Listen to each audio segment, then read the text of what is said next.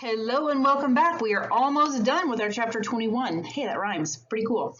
All right, so this is another slide of cardiovascular physiology focusing on regulation of blood flow and blood pressure and maintaining what we call tissue perfusion, which is the adequate amount of blood to go to tissues for their homeostatic functioning, if you want to use some of those bigger terms. So there's three major mechanisms in which your cardiovascular, your blood pressure, your blood flow, that distribution is regulated. We have autoregulation, neural mechanisms, and endocrine mechanisms. And all of those we have set the stage for in our prior chapters. So we have set the stage with the neural control, primarily with chapter 16's autonomic nervous system. We have set the stage for hormonal regulation, primarily with chapter 18, endocrine tissues. So we're going to be seeing some of those concepts come back applied specifically to the regulation of your cardiovascular system. So let's jump in and take a look. So what I've done here is I've kind of used these boxes that kind of ignore for the moment this big diagram. Now this is a diagram from an older edition, but I kind of like it. I haven't updated it just because it works for me. So the first mechanism of maintaining tissue perfusion and the proper supply of oxygen and removal of carbon dioxide is what we call autoregulation. So if you remember way back, like the very first week of 231, we were talking about homeostasis and mechanisms for maintaining homeostasis. And we had intrinsic and extrinsic mechanisms of maintaining homeostasis. Autoregulation falls under the intrinsic category in that you can maintain homeostasis, right? You're out of whack and then you return back to homeostasis without the input of neural or endocrine mechanisms. That's the whole definition of intrinsic regulation, which autoregulation is. So if you have a need in your tissues for more oxygen, your tissues themselves, this local environment can correct for the need without activating the neural systems or the endocrine systems. So let's say we have our homeostasis, normal blood volume and blood pressure, okay? We're good. But then the homeostasis is disturbed. That could be physical stress like trauma or a high temperature, chemical changes like not enough oxygen, the pH goes low, carbon dioxide goes up, prostaglandin kind of paracrine factors, or just increased tissue activity. Your cells are actually working now. They're using more oxygen. They're giving off more carbon dioxide, which kind of leads to those chemical changes. So when that local environment is disturbed and you're no longer in homeostasis, that is going to trigger this autoregulation events first. And it's primarily going to be vasodilation or opening up of those precapillary sphincters, right? So we talked about those, kind of the gatekeepers into the capillary beds. So let's say you have a tissue that you're not using, like your bicep, right? I'm not really using my bicep. And so most of the precapillary sphincters are closed. Then if I start doing bicep curls with a weight, clearly this isn't too much of an activity, but it's doing something. So those the oxygen in my tissue fluid and in my muscle cells are starting to be depleted. I'm producing more carbon dioxide, but I'm not really breathing heavy, right? I'm not doing enough stuff to trigger my neural mechanisms to increase my blood flow to that area by increasing heart rate or respiratory rate. But I bet my precapillary sphincters in my muscles are opening up to bring in more blood to satisfy the demand of those tissues. And if I stop, right, I'm done. I don't have to bring in those big guns of the neural and endocrine mechanisms because my tissues are fine. The homeostasis was restored. Enough oxygen went to my muscles by doing these weightless bicep curls that everybody's happy. Okay. But if I were to pick up some actual weights and continue doing these repetitions, autoregulation would not be enough. And so then I'd have to go into the neural mechanisms and the endocrine mechanisms. So that's what we're going to cover next, is the neural mechanisms. And we're covering this first because neural is faster, right? So again, we should be under the prior knowledge that neural action potentials are immediate, fast responses, and endocrine is a little bit slower because the chemical messengers have to travel through the blood to get to their target tissues. So again, if autoregulation is ineffective to to return homeostasis, your neural mechanisms are going to kick in saying, hey, Corey's bicep muscle needs more oxygen. So we are going to pick that up by receptors in your brain and other parts of your cardiovascular system that monitor blood pressure and chemistry like oxygen levels, pH, and carbon dioxide levels. They're going to activate the cardiovascular centers in the brainstem and diencephalon, primarily hypothalamus. And then you're going to have short-term elevation of blood pressure and sympathetic activation of the heart, increasing heart rate, increasing blood pressure, and having some peripheral vasoconstriction to help increase that blood pressure to bring more blood to the area, and hopefully homeostasis is restored. Okay, so let's take a look. We have some, I think there's some specific types of receptors we're going to go over. Yeah, so within the neural mechanisms, we have baroreceptors and chemoreceptors. So baro meaning pressure. So these are receptors specific for monitoring blood pressure. And then we'll see some chemoreceptors where they are receptors specific for monitoring chemical changes. So again, I like to do, I'm just hiding both of them. We're going to do one at a time. So let's say we're at homeostasis, normal range of blood pressure, because this is baroreceptors, we're just focusing on pressure. But let's say homeostasis is disturbed. Blood pressure rises above normal range. Okay, so for whatever reason, this isn't, this is, for whatever reason, blood pressure is higher than normal. So what do we need to do? Our goal is to restore homeostasis, which would mean to reduce blood pressure. So this is a negative feedback mechanism. So blood pressure goes up. We want to respond by bringing down the blood pressure back to homeostasis. So we have these baroreceptors. And it's kind of an autonomic reflex, which is kind of cool. We learned that in chapter 16. So baroreceptors are stimulated. Let's take a look at what they do. So some of them are inhibitory, they're signals, and some of them are stimulatory. So the baroreceptors being stimulated actually inhibits your acceleratory, and it inhibits your vasomotor, because cardioacceleratory would increase blood pressure and vasoconstriction would increase blood pressure, and we're wanting to decrease blood pressure. So we close down the stimulatory blood pressure increasing mechanisms, but we stimulate the inhibitories, right? So if we increase inhibition, cardiac output decreases, vasodilation occurs because we're blocking vasoconstriction, and both of those things are going to lead to back to homeostasis. So we're slowing down the heart, we are opening up the blood vessels, and those two things together are going to reduce blood pressure back to a normal range. Now, why is it bad to have high blood pressure? Well, our tissues, especially our delicate capillaries, can get damaged with too high of blood pressure. Imagine trying to, push really high pressure water through a hose that isn't rated for that high blood pressure. It's going to burst. We do not want blood vessels bursting in our brain or our heart or our lungs or any other place in our body, because then we could die. So too high of blood pressure is damaging to your blood vessels and potentially deadly. Let's see the flip side of that. So what happens when your blood pressure falls? Okay, so this is usually, common in injury and blood loss. So blood pressure falls below normal range. Well, we have our baroreceptors in this case are inhibited. So when those pressure receptors are inhibited, it does almost the exact opposite of what we just saw happen when they're stimulated. So we are going to inhibit the inhibitory, which means we're going to stop the slowing down, which indirectly speeds things up, but we are going to trigger vasoconstriction. We are going to trigger the cardioacceleratory centers, which is going to lead to increased cardiac output. So vasoconstriction and increased cardiac output both will lead to elevated blood pressure, bring us back to homeostasis. Okay?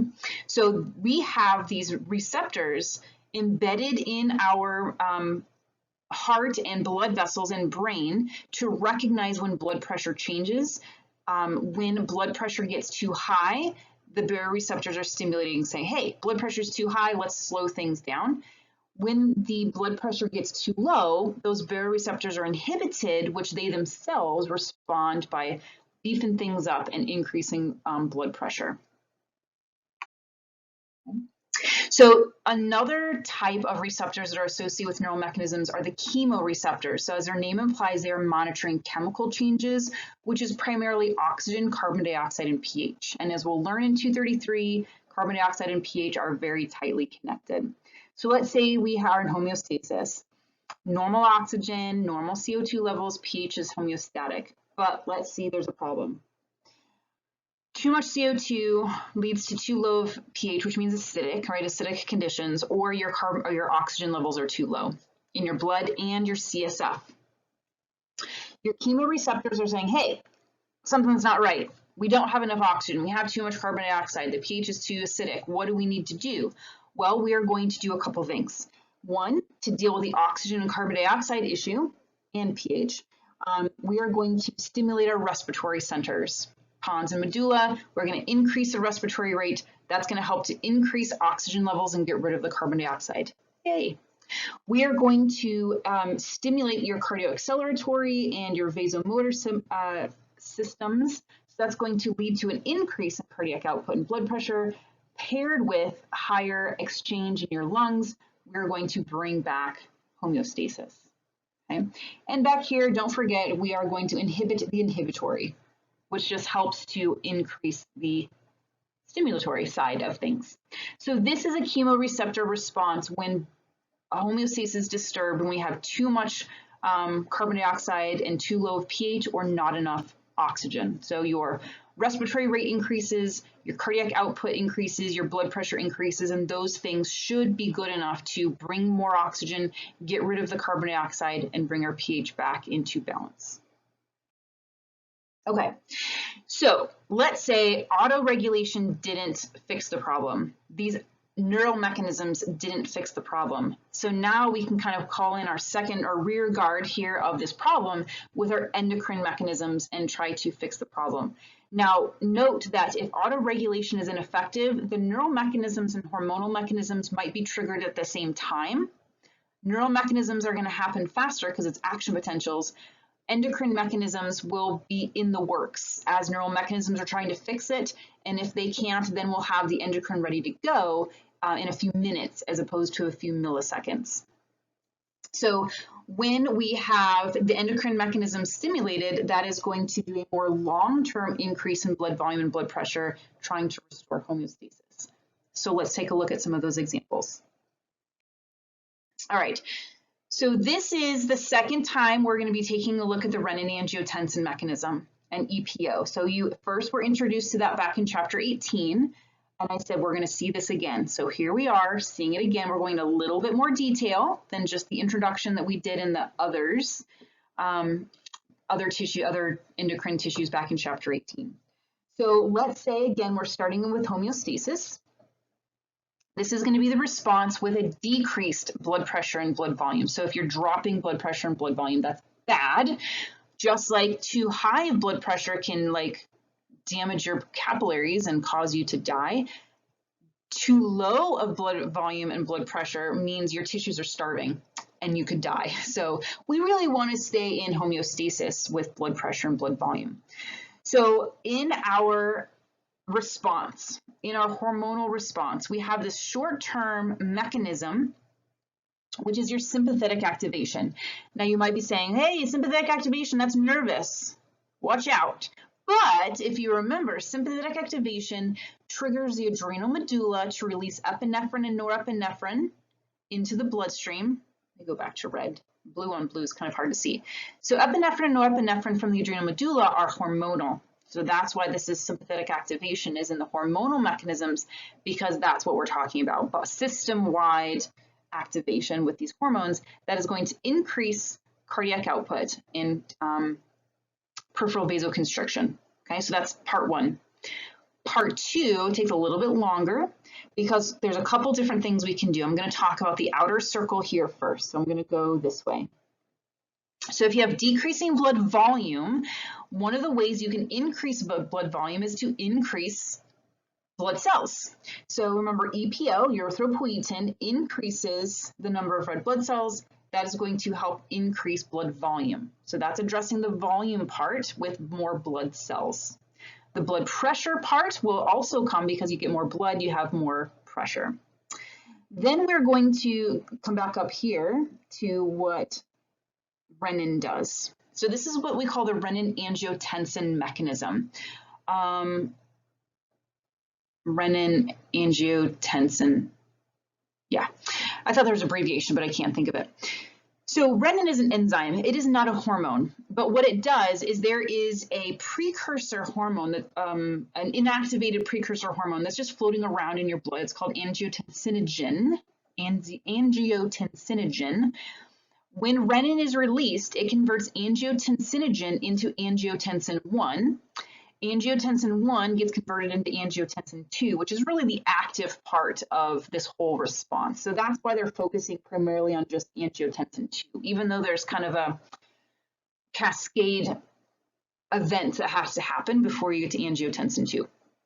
So angiotensin 2 does lots of things. It goes and triggers ADH from your hypothalamus to be released from the posterior pituitary. So remember, ADH triggers a holding on of water at the kidney tubules. So antidiuretic, we're holding on to water. That's going to help increase our blood volume. Aldosterone, if you remember, aldosterone also targets the kidney tubules, triggers the reabsorption of sodium, kicking out potassium. But when we reabsorb the sodium, water follows. So it's an indirect increase of holding on to water, which will also increase blood volume. And then angiotensin 2 makes you thirsty. So you are physically ingesting water. So ADH, aldosterone, and thirst all help to increase blood volume. Along with cardiac output increase and vasoconstriction, we will increase blood volume and blood pressure. It's so beautiful.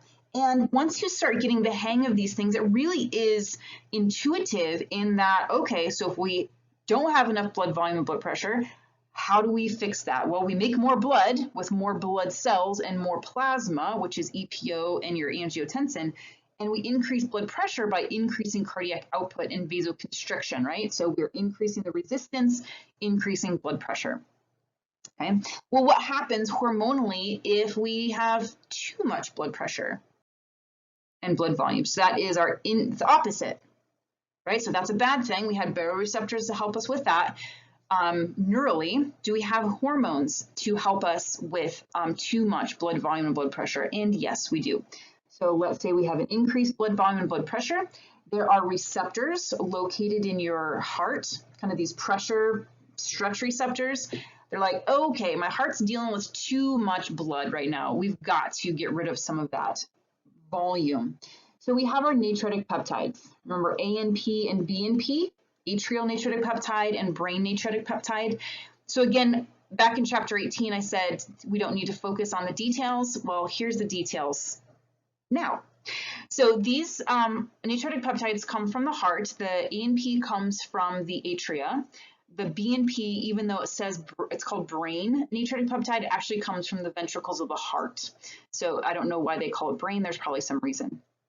So these natriuretic peptides go and target your kidney tubules to pee out salt. Basically, you're pumping salt. It's the opposite of aldosterone. So as salt is going into your urine, water is going to follow that salt, and so we're peeing out a lot more water. It shuts down our thirst centers in our hypothalamus, so we just don't take in as much water. And it inhibits all of these other hormones that function to increase blood volume and blood pressure. So natriuretic peptides block the secretion of ADH, aldosterone, epinephrine, and norepinephrine. And these blockages lead to the peripheral vasodilation. So if you have widespread vasodilation, we're decreasing the resistance, which is going to increase flow, which is going to decrease your blood pressure. So all of these things combined will decrease your blood volume and your blood pressure, bringing you back into homeostasis. Now, we don't see this as much as we see, we see the other mechanisms, the EPO and the renin-angiotensin, more with traumatic responses, where we see compensation for increased BP and blood volume with chronic conditions like hypertension. Your body might be at a higher background level of ANP and BNP to maintain homeostasis, whereas your renin-angiotensin mechanisms are going to be more for acute, like we're losing blood because we're hemorrhaging or whatever. So that's kind of the difference between where we see these compensatory mechanisms. Okay. All right, so those were our details of the neural baroreceptors and chemoreceptors and the hormonal mechanisms to get us back into homeostasis, this regulation.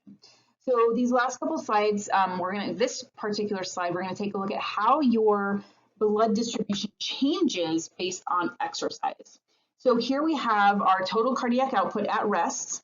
You know, we said between 5 and 6 liters, male and female numbers are different. So we're just going to go kind of right in the middle of that. So at rest, let's say we're at 5,800 mils, which is 5.8 liters, and look at where the blood is distributed. The biggest areas are your skeletal muscles, your kidneys, and your abdominal viscera. Think of your guts and stuff, right? Intestines, stomach, those types of things.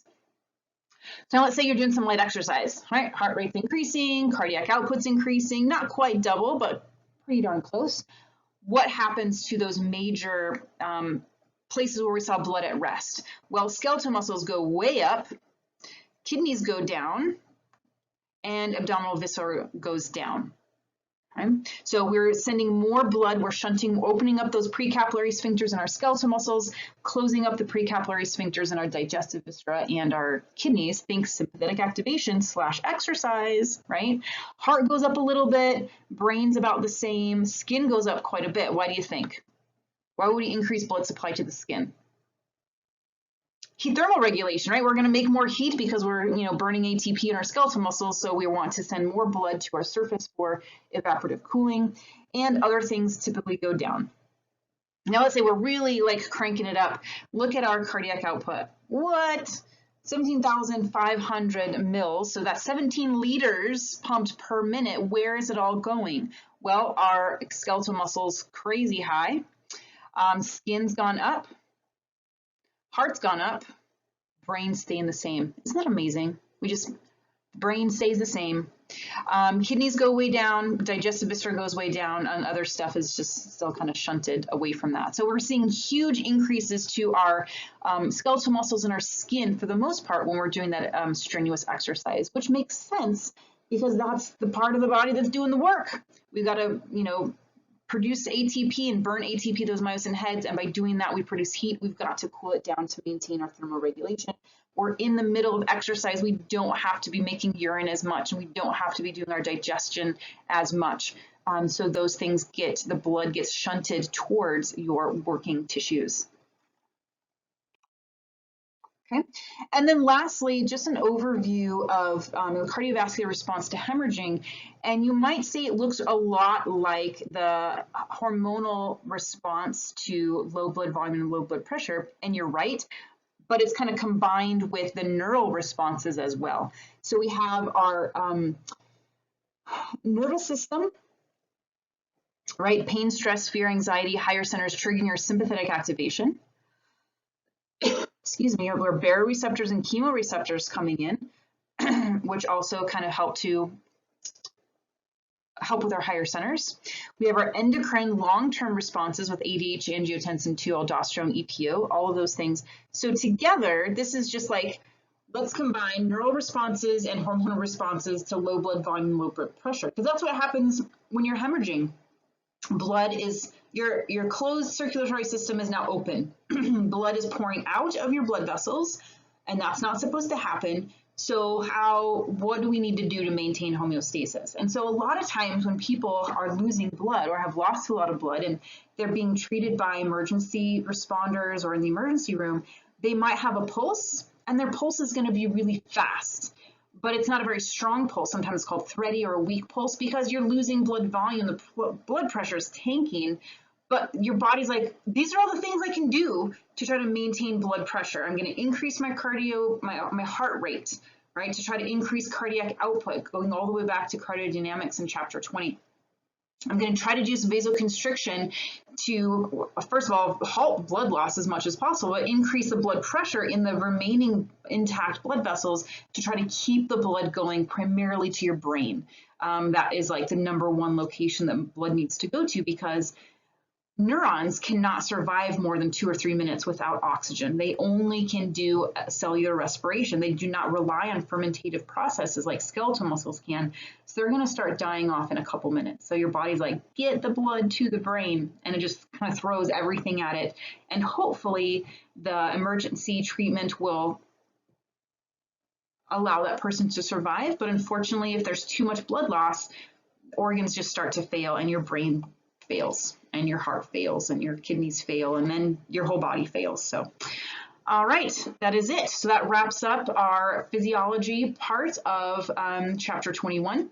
The very last video is going to be pretty short. I just am focusing on a few of the special circulations that we'll see with our blood vessels. All right, see you next time. Bye.